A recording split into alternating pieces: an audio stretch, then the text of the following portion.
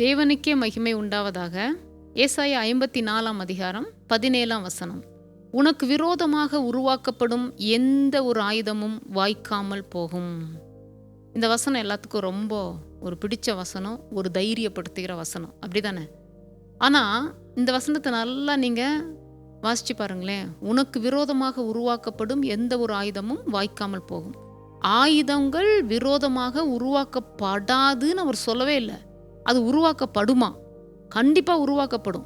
உருவாக்கப்பட்டாதான் அவருடைய வல்லமையை நம்ம தெரிந்து கொள்ள முடியும். அதனால ஆண்டவர் என்ன சொல்கிறாரு, நீ எவ்வளவோ நம்ம மேலே அன்பாக இருந்தாலும், எவ்வளவோ நம்மளை நேசித்தாலும், எவ்வளவோ நமக்கு அவர் அருகாமையே இருந்தாலுமே சில நேரங்களில் ஆயுதங்கள் உருவாக்கப்படுவதை அவர் தடுக்க மாட்டார். ஆனால் உருவாக்கப்படுகிற ஆயுதங்கள் வாய்க்காமல் போக செய்யவல்ல காரியத்தை அவர் செய்து முடிப்பார்.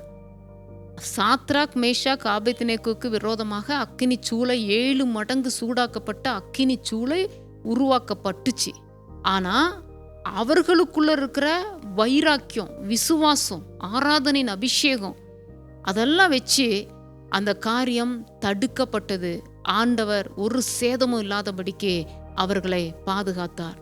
தானியேலுக்கு சிங்ககெபி ஆயத்தமாக்கப்பட்டுருச்சு. சிங்ககெபியே இல்லைன்னு சொல்ல முடியாது. சிங்ககெபிக்குள்ளார அவனையும் தூக்கி போட்டுட்டாங்க. ஆனால் சிங்கம் அவனை குத்தி கொதறுவதை ஆண்டவர் தடுத்து போட்டார். ஹல்லேலூயா! இதை தான் நீங்கள் புரிஞ்சுக்கணும். ஆயுதங்கள் விரோதமாக உருவாக்கப்படும். தேவ பிள்ளைகள் எல்லாருக்குமே உருவாக்கப்படும். ஆனால் அது நம்ம அருகில் இருக்கிற தேவன், நம்ம கூடவே இருக்கிற தேவன் அது என்ன செய்வாரா?